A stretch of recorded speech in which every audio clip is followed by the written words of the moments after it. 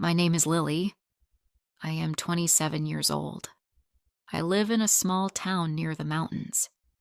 My life is not easy. Every morning I wake up with fear. Every night I cry in silence. I want to leave this life, but I don't know where to go. When I was a little girl, my world was happy. My mother sang to me at night. She cooked warm food and kissed my forehead before bed. My father worked at a bakery. He brought home sweet bread and smiled when he saw me. I had one little brother. His name was Max. He was kind and always followed me everywhere. But when I was 9 years old, everything changed. One morning, my father left home and never came back. We waited for hours, then days, then weeks. My mother cried every night. I was too young to understand. People said my father had run away with another woman. My mother never believed it. She sat at the window every day, waiting. Then, 2 years later, my mother got sick. She became very thin. Her skin turned pale. She stopped smiling. She did not have the strength to cook or clean. I started doing everything: washing clothes, cooking simple food, taking care of Max. I was only 11, but I felt like a mother. One night, my mother called me to her bed. She took my hand and said, "Lily, you are strong. Take care of your brother. Be brave." That was the last thing she ever said to me. The next morning, she was gone. After that, everything got worse. An uncle came to take care of us. He was my father's brother. His name was Robert. At first, he seemed okay. He brought food. He paid the rent. He told us to go to school. But soon, Robert changed. He started drinking every day. He got angry fast. He shouted at us for small things. If Max dropped a spoon, Robert screamed. If I came home late, he threw things at the wall. One night he slapped me. I was so scared I couldn't sleep. The next day, he acted like nothing happened. I wanted to run away, but I had no place to go. I was just a child. I didn't know anyone outside my small town. I didn't have money or friends. I stayed for Max. He was only 8. He needed me. Years passed. I learned how to stay quiet. I cooked food before Robert came home. I kept the house clean.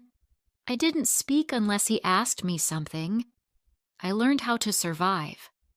When I turned 16, I met a boy named Alex. He worked at the small store near my school. He had light brown eyes and a soft voice. He always said hello. One day he gave me a candy and said, "You look sad. Are you okay?" I wanted to cry, but I just nodded. Alex started waiting for me outside school. We talked about little things, books, music, dreams. He told me he wanted to travel. He said he hated the town and wanted to see the world. I told him I wanted the same. He smiled and said, "Then come with me." At first I was scared, but I wanted to be free. I wanted to feel safe. I told Max I would come back for him. I left a note under his pillow. Then, one cold evening, I left Robert's house and ran to Alex. Alex lived in a small room behind the store. It wasn't big, but it felt like heaven. He made me tea.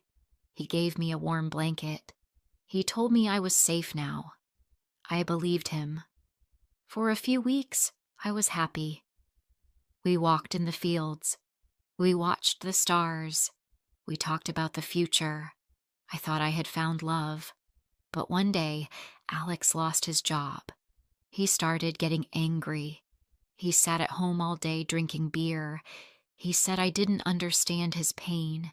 He said I was lucky to have him. Then one night he pushed me. I fell and hit my head. He said, "I'm sorry. I didn't mean it." I believed him. I didn't want to go back to Robert. I had nowhere else to go. But Alex did it again and again. He became just like Robert, shouting, breaking things, calling me names. I felt small.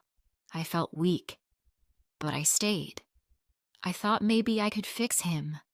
I thought maybe he would change. When I turned 18, I found out I was pregnant. I was scared, but also happy. I thought, maybe this will change him. Maybe he will love the baby and stop drinking. But Alex didn't stop. He got worse.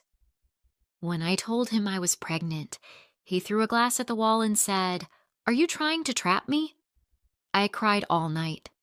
I wanted to leave, but I had no money, no home, no one to help.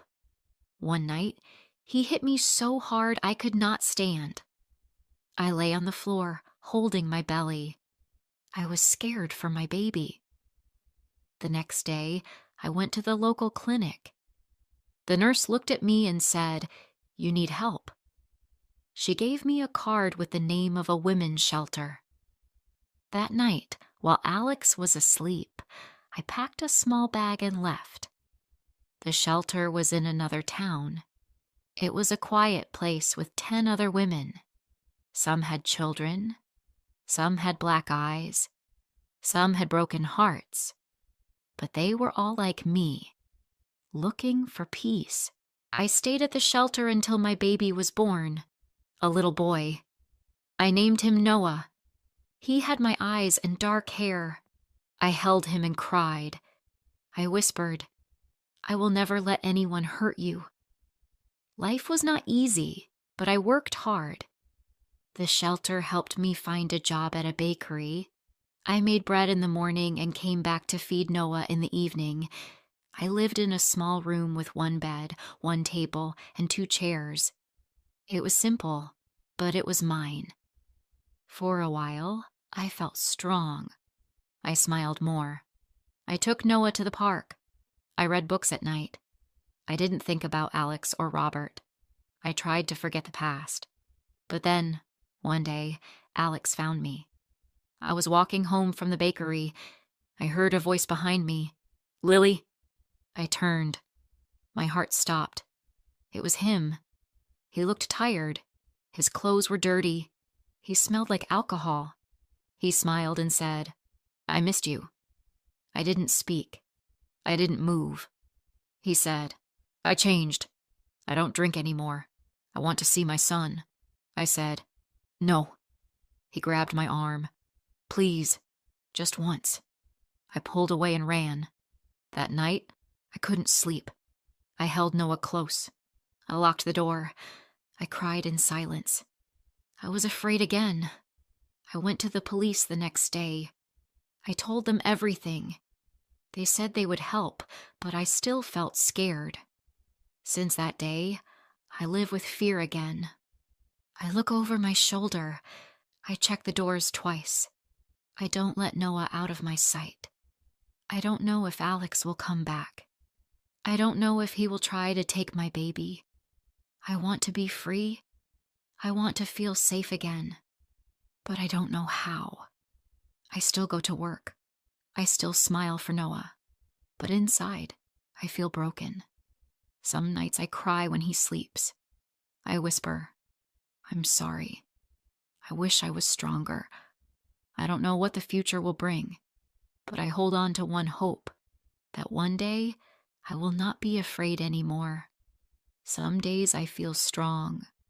Other days, I feel like I'm falling apart. I try to be a good mother. Every morning, I make breakfast for Noah. He loves toast with honey. He laughs when I make funny faces with his food. His smile gives me hope. But inside, I am still scared. I always check the windows. I always look behind me when I walk home. I moved to a new room in the shelter, but I don't feel safe. I still hear Alex's voice in my head. I see his face in my dreams. I wake up with my heart beating fast. One day, the shelter manager asked me, "Lily, do you want to see a counselor?" I said no at first. I didn't want to talk about the past. I thought talking would make the pain stronger. But a week later, I said yes. Her name was Julia. She had kind eyes and a soft voice. She asked me about my life. I told her everything, from my father to Robert to Alex. She didn't cry. She didn't look shocked. She just listened. She said, "You are brave, Lily. You survived. You are still here. No one ever said that to me before.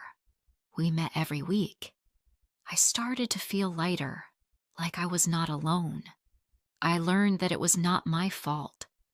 I learned that love is not pain. I learned that I deserve peace. Noah turned 2 years old. He was walking and talking. He called me Mama and kissed my cheek every night. He loved to sing. He danced in circles when I played music. He made the world bright again. One afternoon, I was working in the bakery when a customer walked in. He was tall, with dark hair and kind eyes. He ordered coffee and smiled. The next day, he came again. And again. After a week, he said, "Hi, my name is Daniel." I said, "I'm Lily." He smiled. "I like your smile." I looked down. I wasn't used to compliments. I didn't know what to say. He didn't push. He didn't ask questions. He just came in every day, bought coffee, and talked to me about small things, books, rain, songs on the radio. One day he asked, "Can I walk you home?" I froze. My heart said no. My fear said run. But something deep inside me said, maybe it's okay. I said, "Just to the corner." He walked beside me, not too close, not too far. He said, "You're strong. I don't know your story, but I see it in your eyes." I smiled. "Thank you." For the first time in years, I felt warm. Over time, Daniel became a part of my life. Slowly, carefully. He brought books for Noah. He helped me carry groceries. He never touched me without asking. He never raised his voice. He said, "Love is not control. Love is safety." I didn't believe in love before, but maybe, I thought, maybe it can be real. Still, I was afraid. One night, Daniel invited me and Noah to a small park for a picnic. We sat on a blanket. The sun was soft, the sky pink. Noah laughed and chased butterflies. Daniel looked at me and said, "You don't have to be scared anymore." I'm not him. I wanted to believe him. I wanted to trust. But it's hard when your heart has so many scars. That night I had a dream. I saw myself as a little girl holding Max's hand.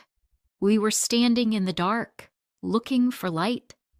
Then I saw Noah smiling, holding a candle. I woke up crying. The next day, I called Max. We hadn't spoken in years.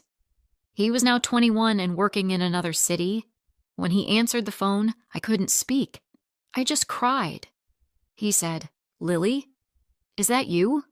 I said, "I'm sorry. I left you. I should have come back." He said, "You did what you had to do. I missed you." We talked for an hour. He told me he was okay.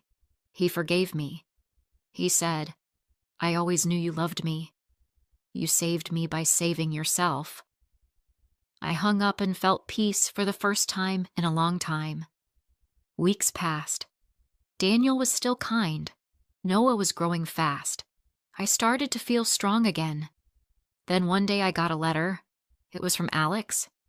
He wrote, "I'm sorry. I was wrong. I want to see my son." I didn't reply. I showed the letter to the shelter staff. They said they would help me talk to a lawyer. I was afraid again, but I didn't cry. I looked at Noah and said, I will protect you. I kept the letter in a box. I did not tell Daniel, but Daniel saw my face. He asked, Are you okay? I said, No, but I will be. That night, I looked at myself in the mirror. I saw someone I didn't recognize. Not a victim, not a girl who ran away. I saw a woman. The next morning, I spoke to a lawyer. I asked about my rights. I told them everything. They said I could ask for full custody. They said I had a strong case. I felt nervous, but also proud. I told Daniel everything that night. About the letter, about Alex, about my fear. He held my hand and said, Whatever happens, I'm here. I believed him. 1 month later, I stood in a small courtroom. Alex didn't come. His lawyer did. They asked questions. I answered with a strong voice. I had papers, photos, proof. The judge listened. After 2 hours, the judge said, Full custody goes to Lily. I cried. Not from sadness, from relief.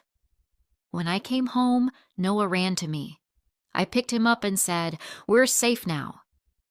That night, I burned the letter. Days turned into months. I moved out of the shelter into a small apartment. It had 2 rooms and a tiny kitchen, but it was ours. I painted the walls yellow. I put flowers by the window. I started to feel like I had a real home. Daniel came to visit often. He never rushed me. He said, I'll wait until you're ready. One evening, we sat on the porch. Noah was sleeping. The stars were bright. Daniel said, Lily, I love you. Not because of your past, but because of who you are now. I cried, not from fear, from love. I said, I love you too. It wasn't a fairy tale. Life was still hard. I worked 2 jobs. I had nightmares sometimes. I still checked the locks every night, but I wasn't afraid anymore. I started writing my story. I wanted to help other women. I wanted to say, you are not alone. You are strong. You can survive. I gave talks at the shelter. I held hands with women who cried like I once did. I said, there is hope. Look at me.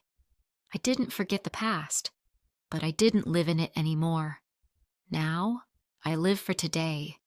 I live for Noah's laugh, for fresh bread in the morning, for sunsets with Daniel, for quiet nights and warm blankets.